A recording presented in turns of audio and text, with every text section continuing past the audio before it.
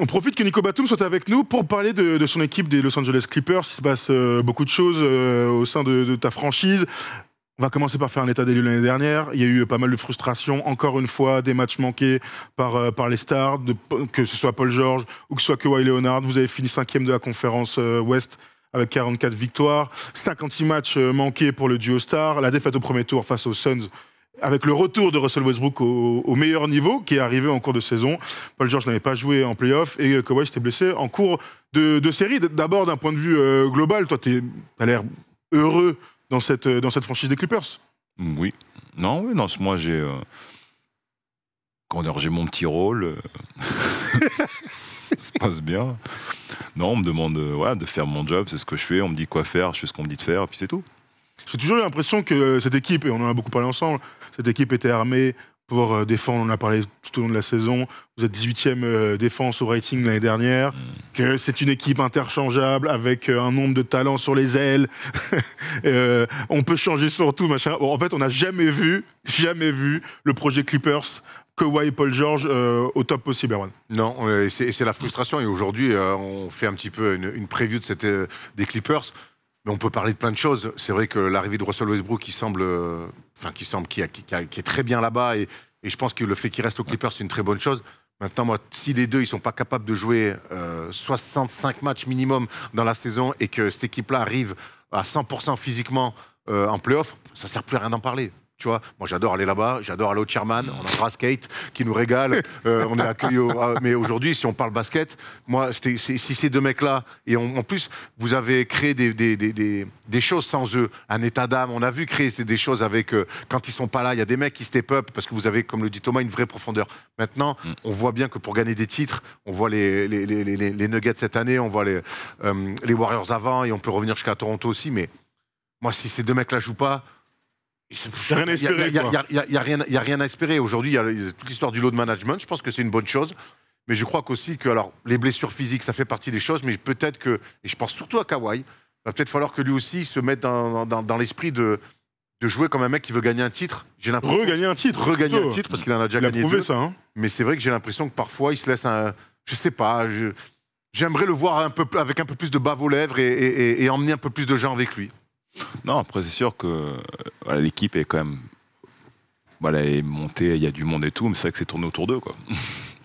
Le projet est autour d'eux, donc c'est sûr qu'on a besoin à la fin d'eux qui jouent, quoi. C'est pas un secret, et ça ils le savent aussi, quoi, qu'on a besoin d'eux et quand ils sont là, tout change. De toute façon, si tu enlèves les deux meilleurs joueurs de n'importe quelle équipe, t'enlèves Jokic Murray des Nuggets, c'est plus la même non plus, quoi. T'enlèves Tatum Brown, t'enlèves et il dit LeBron, enfin c'est comme ça partout. Pas sûr que les Lakers début 2000 sans Shaq et Kobe fassent un tripit.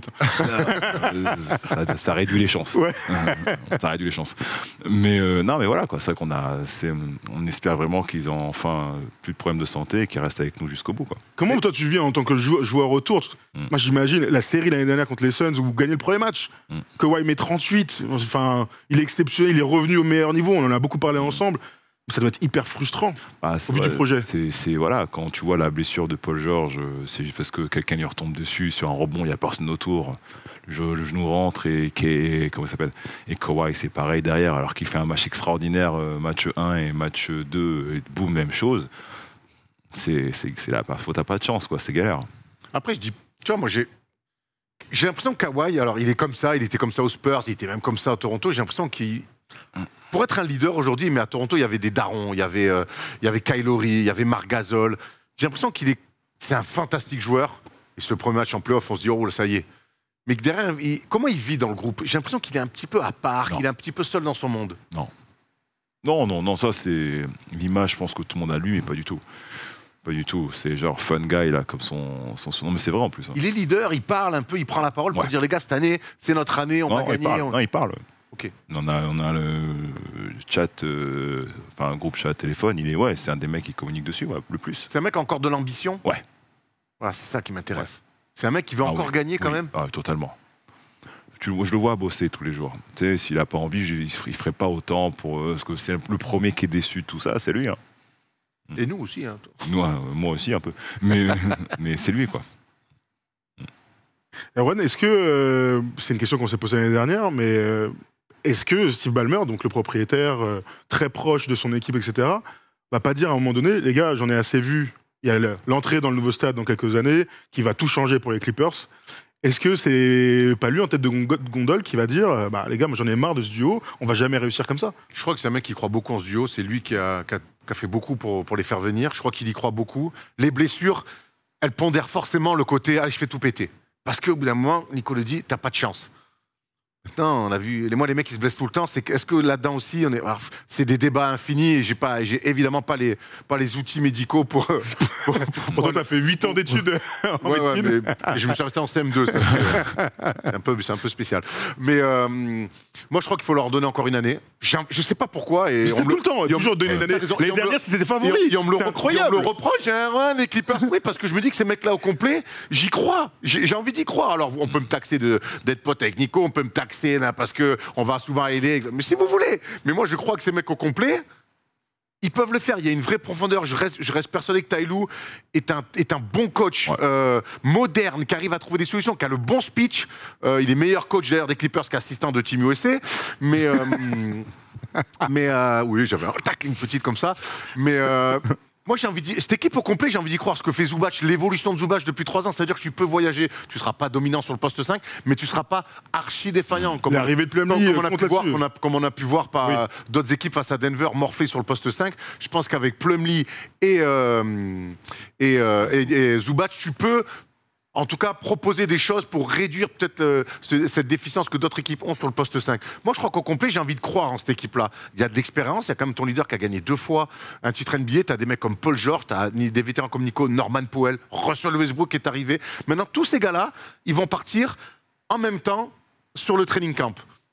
Voilà, maintenant, c'est vrai qu'il y a un truc, c'est les blessures à répétition. Ça, il faut que ça fit, il faut que les planètes soient alignées, parce que pour être champion, quoi qu'il arrive, quel que soit, que ça soit une montée de N3 en N2, que ça soit champion NBA, que ça soit ce que tu veux, il faut que les planètes soient aussi un petit peu alignées. Voilà, moi je reste persuadé. Je les mettrai pas favoris cette année, je le dis, parce que je crois que peut-être être dans une peau d'outsider, c'est peut-être ce qu'il vous faut aussi. Merci. Voilà. Ouais, je pense aussi. Il est temps de redevenir outsider. Moi, je vous le dis très clairement. Maintenant, je demande à être convaincu. Ça y est, c'est complètement l'inverse. Saint-Thomas.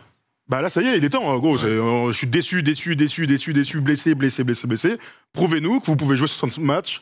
Prouvez-nous que vous pouvez être à 100%. C'est complètement l'inverse. C'est clair. Voilà. Donc, je n'attends plus rien de cette équipe. À vous de nous montrer que vous êtes capable, sur un round de playoff, de passer des tours. Est-ce que le fait qu'on vous attende, de vous mettre favori par moment, alors j'imagine pas moi, mais c'est les mecs d'ESPN ou des trucs comme ça ou autres, est-ce que ça vous met une pression supplémentaire ou en fait rien à branler? Rien à branler. D'accord. Non, ça tu passes au-dessus, ça. Parce que tu sais ce que tu as dans le vestiaire, de toute façon. Tu fais le tour de la pièce, tu fais ok, on sait très bien que tu vas pas jouer pour la loterie, quoi. Ça, tu le sais. Tu sais aussi les attentes que tu as quand tu vois tout le monde que tu as sur le terrain. Mais il n'y a pas de pression extérieure par rapport à ça, non, ça c'est faux. Ils ont essayé Harden là cet été, alors, avant Harden, sont finis. Alors avant Harden, ils ont essayé Brogdon. Souvenez-vous de ce trade avorté qui aurait changé pas mal de choses. Donc moi ce que je vois, c'est que les Clippers sont sur un meneur de jeu, en tout cas un porteur de balle comme on dit. Ils n'ont pas fait Brogdon parce qu'il est blessé, donc le trade a échoué. Mais ils essaient de faire Harden. Regardons vite fait ce petit tableau de James Harden qui est en instance de départ. Il va absolument partir de Philadelphie. Le énième divorce, déjà 3 divorces en 3 ans, bravo. Il est très chaud. James Harden, on regarde ses stats qui sont toujours de très très très haut niveau. On se rappelle de ses playoffs où il met 2 fois 30 points avec Philly et ses 2 victoires de Philly. Mais le problème c'est que les autres matchs, il n'a plus envie de tirer. On rappelle aussi que hors parquet, ça a été compliqué. Il est en embrouille avec sa meuf, Daryl Morey. Ils étaient les meilleurs amis du monde. Maintenant, ils ne peuvent plus se blairer. Les déclarations pendant cette intersaison de James Harden, c'est quand même des drôles de messages. Energy 12 a acheté les droits entre Harden et Daryl Morey. Incroyable phase de démolir lors des séquents avec Adidas pendant cet été. C'était très étonnant. Donc, il a enchaîné les trades. Ça, on a suivi. Erwan, je te pose la question, je te pose pas la question à toi, Nico, parce que si demain c'est ton coéquipier, on est dans la mouise, mais est-ce que les Clippers ont besoin de James Harden? Non. Non, pour moi, les Clippers n'ont pas besoin de James Harden. Avec le retour de Westbrook dans ce rôle-là, qui n'est plus le grand Westbrook au niveau des stats, mais je pense que dans l'état d'esprit, lui, par contre, on parlait d'ambition, lui, je pense qu'il est toujours aussi ambitieux, il rêve d'une bague plus que tout, et je pense qu'il s'en donne les moyens. Harden, c'est trop complexe à gérer. Je crois que pour gagner un titre, il faut aussi qu'en interne, ça se passe bien. On connaît tous les excès de James Harden, on connaît tout son talent, on connaît aussi ses limites. Encore une fois, en playoff, l'année dernière, on l'a vu. Moi, le match 6 et 7 face à Boston, on ne peut jamais mettre une croix définitive sur un joueur, mais il a quand même encore une fois montré. Et encore, je te dis, hein, fais 6 sur 27 au tir, je t'en voudrais moins que faire ce que tu as fait. De quasiment ne pas vouloir jouer. Je crois que c'est un joueur magnifique, mais qui n'a pas les épaules pour amener ce qui potentiellement peut manquer aux Clippers. J'irais sur un meneur un peu plus académique, un peu plus structuré et qui amènerait que du positif et pas de trucs extra-sportifs. Parce que quand tu prends James Harden, la valise, elle est quand même très très lourde. En plus, à Los Angeles. Ça, oui. Oui, bien sûr. Les discussions, de toute façon, ont été coupées dernièrement, mais coupées. donc ça va se faire. Voilà, en général, quand les discussions sont coupées, bon, c'est que ça va se faire. Mais il n'y a pas eu, en interne, personne ne parle des trades, de toute manière, en NBA. Ça n'arrive pas, ça. Non, c'est les rumeurs, ça, de trade, t'en parles pas, parce que c'est-à-dire que pas mal de mecs seraient capables d'être dans la balance, donc tu fais pas attention à ça, t'en parles pas. C'est donc un truc, c'est pas concret et fait, t'en parles pas. Ok. Alors, on regarde vite fait ta situation personnelle, Nico, pour terminer sur les Clippers. On verra si d'ici le début de la saison, il y a un trade qui est monté. Mais c'est ta dernière année de contrat avec cette équipe. Un contrat que Steve Ballmer t'avait promis à l'époque et qui t'a donné. Ta 15e saison NBA. Depuis 15 ans, tu es en NBA. Ce sera ta 16e. Ça pourrait être ta dernière aussi. Donc comment tu l'as quelle approche tu fais de cette nouvelle saison? C'est bizarre, parce que ce quand même, c'est peut-être ma dernière. Ça fait 15-16 ans, donc, où j'ai quasiment joué à chaque fois. Outre Borrego. La parenthèse. La parenthèse dernière année Charlotte. Mais non, mais je pense que... je me dis, j'ai quand même fait une bonne petite carrière NBA quand même. Donc maintenant, le plus important pour moi, c'est de bien finir. Individuellement et collectivement, surtout collectivement. Je ne sais pas quel rôle je j'aurai cette année, mais c'est vraiment de bien finir, quoi. De bien finir, faire les choses bien. D'essayer de ne pas faire n'importe quoi. Tu as connu plein de choses. Il te manque j'ai l'impression que il te manque 2 choses dans ta carrière NBA, c'est d'être All-Star. C'est un peu tard. Ouais, ça, oui. Grosse cote en tout cas. Et peut-être une finale NBA. Ouais, non, finir là-dessus, en tout cas, t'as l'équipe potentiellement pour le faire. Faire partie d'un truc assez excitant, assez dingue, ça serait cool. Pour bien finir. Alors ça, je dis rien parce que c'est encore loin, le mois d'avril, mai, juin. Ça serait bien de partir sur un truc. Si ça se fait, tant mieux. Ça se fait pas, tant pis, c'est pas grave. C'est que ça doit pas se faire. Mais voilà, d'avoir fait 15-16 ans dans cette ligue, c'est pas donné à tout le monde. Hein. Clairement, c'est pas donné à tout le monde. Est-ce que la saison qui s'annonce là, si ça se passe bien ou si ça se passe mal, ça peut aider, ça jouera sur ta réflexion ou ta réflexion est déjà prise? C'est fait. C'est déjà décidé? Non, je veux pas faire l'année de trop.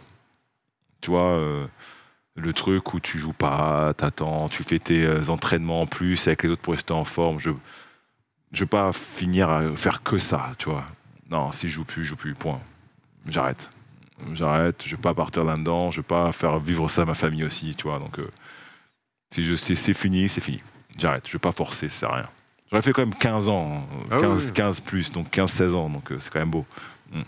Ok, écoute Nico, on va te remercier d'être passé dans le studio pour discuter de tout ça. C'était passionnant, bien sûr, de parler de l'équipe de France à froid, de prendre le temps de discuter des choix de Vincent Collet, des JO l'année prochaine, de Victor, aussi des Clippers. Même si va falloir tous qu'on arrive à switcher vers la NBA, on découvrira les premiers pas de Victor aussi avec les Spurs. Ça va être dès le début, moi. Ça va être incroyable. Oui, toi tu joues direct contre lui. Son deuxième match. Deuxième match, donc ce sera l'occasion de suivre ça avec beaucoup d'attention. On sait que Stephen Brun, par exemple, va à San Antonio pour suivre les tout premiers pas de Victor. Donc on aura des infos toutes fraîches.